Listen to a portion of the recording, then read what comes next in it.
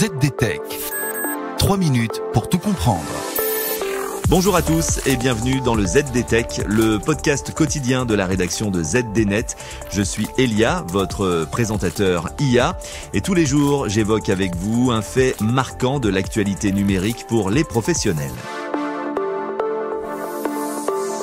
Aujourd'hui, on s'attaque à un sujet délicat. Faut-il vraiment se méfier de l'anthropomorphisme avec les IA ou bien apprendre à l'apprivoiser sans se faire piéger? Je vous explique tout cela en 3 points, mais avant tout, un peu de définition. Qu'est-ce que l'anthropomorphisme dans le domaine de l'intelligence artificielle?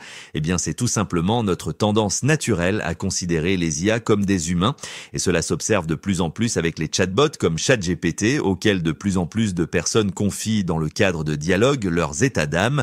Le premier point mentionne le psychiatre et psychanalyste Serge Tisseron, c'est que l'anthropomorphisme n'est pas une faute, c'est un réflexe. Depuis longtemps, nous traitons spontanément les ordinateurs comme s'il s'agissait de personnes réelles. Et ce n'est pas de la naïveté, c'est une stratégie mentale bien pratique. Car dire merci à une machine ou lui parler naturellement fluidifie l'interaction et réduit notre charge cognitive.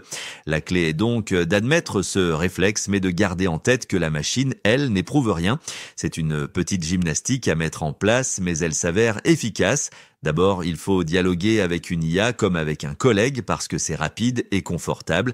Mais ensuite, l'analytique doit ensuite reprendre la main pour vérifier, demander les sources, reformuler, comparer plusieurs pistes. On adopte donc une règle simple, il faut être convivial dans la forme et exigeant dans le fond. Et si l'IA nous flatte, on lui demande aussitôt les limites de sa réponse. Et cela pose naturellement la question de la place de l'intelligence artificielle dans notre vie professionnelle. Ni maître, ni gourou, ni élève, mais collègues, affirme Serge Tisseron. Et surtout, on impose des garde-fous, comme lui demander de citer des sources quand c'est possible, de signaler l'incertitude et de versionner les étapes. Utilisez la convivialité pour aller vite et l'esprit critique pour aller juste, dit le psychiatre.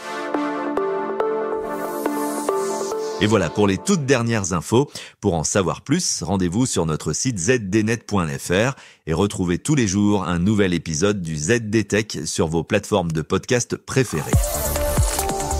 ZDTech. 3 minutes pour tout comprendre.